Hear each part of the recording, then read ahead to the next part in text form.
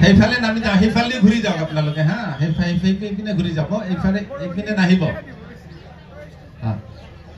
এইবাৰ NSUIৰ ফালৰ পৰা জনাব আমাৰ প্ৰাৰ্থীগৰাকীক।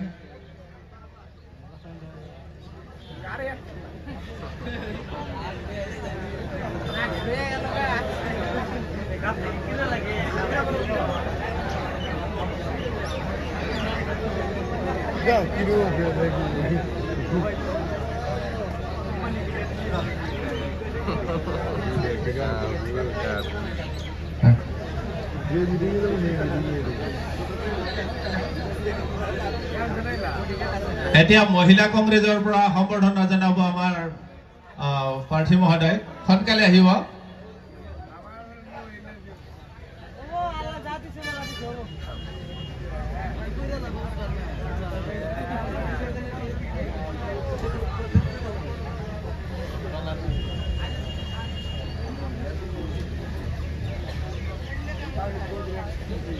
এইখিনিতে আজি সম্বৰ্ধনা অনুষ্ঠানটো ইয়াতে সামৰণি মাৰিলো।